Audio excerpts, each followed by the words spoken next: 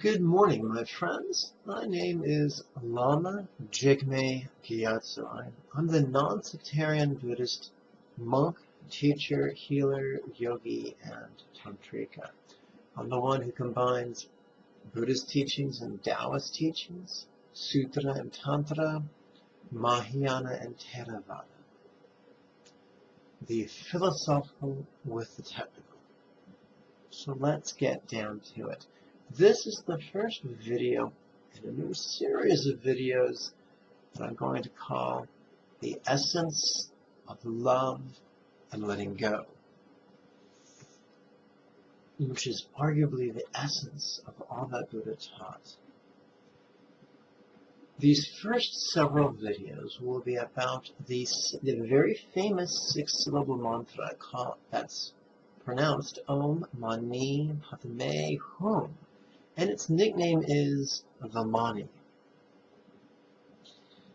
In the next two videos, we'll explore two different pronunciation exercises. But today I want to explore the meaning. Here in the West, we have a lot of fear. Quite often, the first thing a Westerner asks when he is introduced to mantras, what does this mean? Am I invoking Satan and his legions? Will I be dragged screaming into the seventh circle of hell? What or what shall ever become of me? So let me set your minds at ease. The first syllable, well, there's six syllables. Om Mani Padme Hum. Let's begin with the second and the third syllable, Mani. That means jewel. Now, just as in Arabia, they had the myth of the Aladdin's lamp, in ancient India, they had the myth of the wish-fulfilling jewel, which is very similar. So, what is the wish-fulfilling jewel that they're talking about? In this context, that wish-fulfilling jewel is love and compassion. Love and compassion are two most efficient means of purifying our bad karma and increasing our good karma. Buddha, it is said, gave over 100 instructions to practice the metta or the loving kindness meditations in the Pali Tipitaka. However, he only gave 8 instructions on breathing meditation. So arguably it could be put forth that Buddha valued love meditation much more than he valued breathing meditation. So, Mani is the wish-fulfilling jewel, and in this context, the wish-fulfilling jewel are the love trainings. Now let's look at the fourth and fifth syllables, which are Padme. Padme is a reference to the lotus. Now, the lotus is very common in spiritual iconography, especially in the East, because the lotus seeds bears its roots in the mud at the bottom of a pond. Its stalk pierces the dark, cloudy waters, pierces the surface of the water, and then it blossoms, which is very cool. That is a reference to the spiritual journey on many levels. One, we begin in the mud and ascend to the heavens. But number two, just as a lotus plant relies upon the minerals and found in the mud, as much as it relies upon the sunshine of the sky, likewise, our spiritual practice relies both on the glorious and the grotesque, the pleasure as well as the pain. Does that mean we have to chase pain? Does it mean we have to grab a hammer and go start working on ourselves? No. Life will throw pain at us, sometimes physically, sometimes emotionally. The lotus reminds us not to run from the pain, but to use it, to find a way to use it to benefit us spiritually. So the lotus refers to the wisdom training, specifically the wisdom of letting go. Buddha doesn't give us the wisdom to create a longer lasting light bulb. There's nothing wrong with that. Buddha gives us something very rare, the wisdom of how to train ourselves intellectually and viscerally to let go.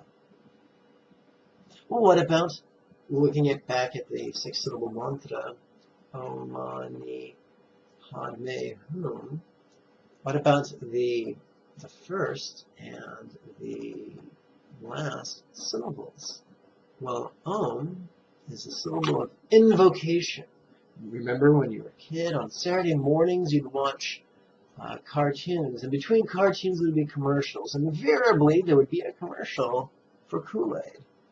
Some kid would be hot and sweaty and whine, I'm hot and sweaty, and his companion would say, hey, Kool-Aid! And then a guy dressed in Kool-Aid would come crashing through the wall. Well, that was an invocation. So Om is an invocation. What is it invoking? The presence of love and the wisdom of letting go in our lives. The final syllable is Hum. What's that? The syllable of supplication. What are we supplicating? That we will master the trainings of love and letting go. Let us explore for a moment the 4 levels of mastery. Ignorance of ignorance. I say, hey, what do you know about Om Mani Padme Hum? And you say, Gesundheit. The second level is awareness of ignorance. I say, hey, what do you know about Om Mani Padme Hum? You say, not a blessed thing, but hey, can you explain it to me? The third level is contrived competence. You learn a skill set, and you're not very good at it, but you're able to practice it with a modicum of competency for a little bit of time with a great deal of effort. The fourth level is spontaneous mastery, where we're able to practice the skill set easily, effortlessly, spontaneously, and effectively. That's what we're shooting for. That's the mastery that Buddha offers us. So Om Mani Padme Hum is, hey, love and the wisdom of letting go manifest more fully in my life.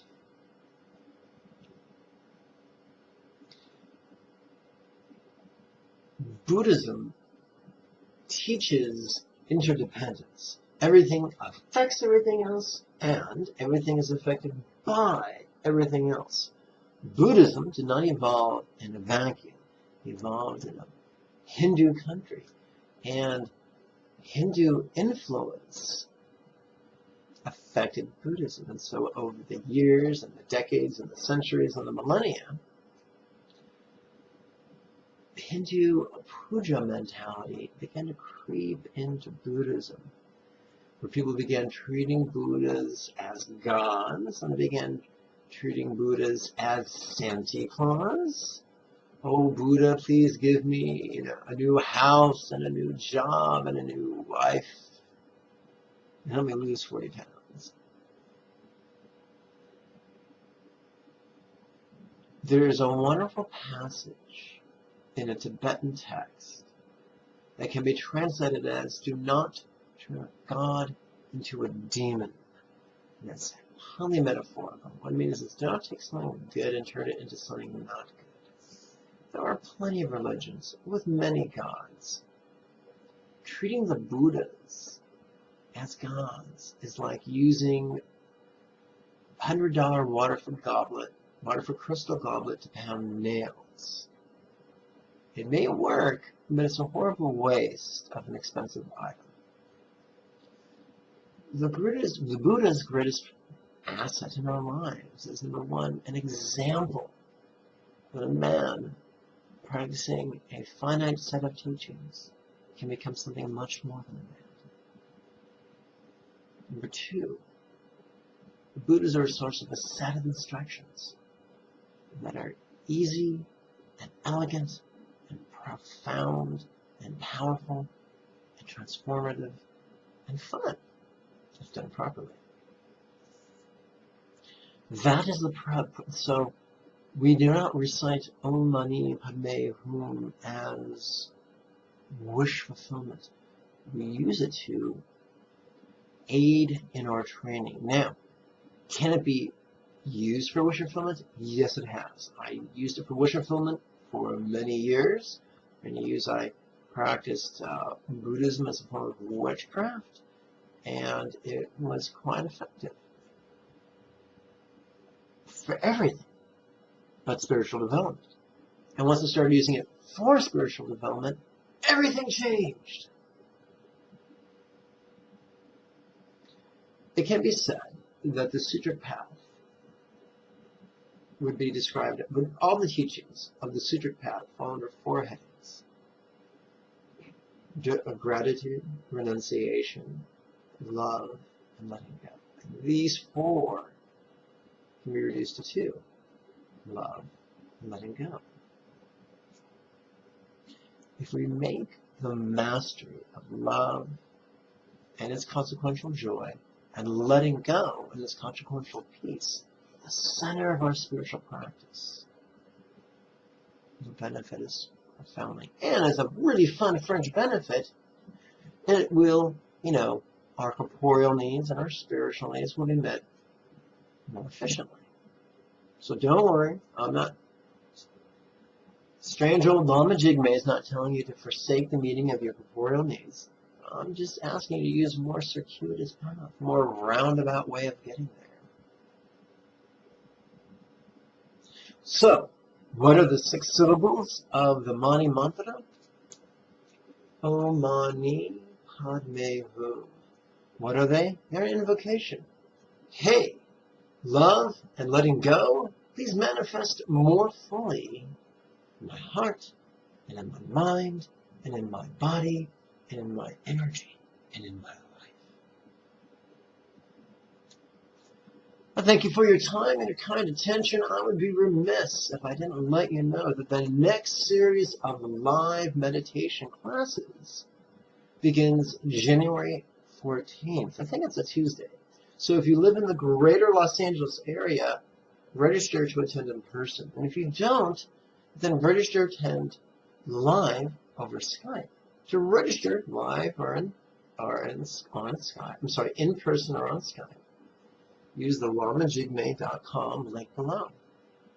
To send me a question or a comment or just give me a cyber hug, use the Facebook link below.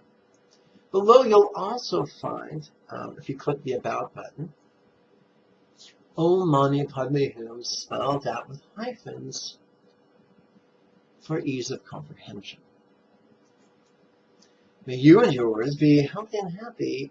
Om Mani Padme Hum. Bye-bye.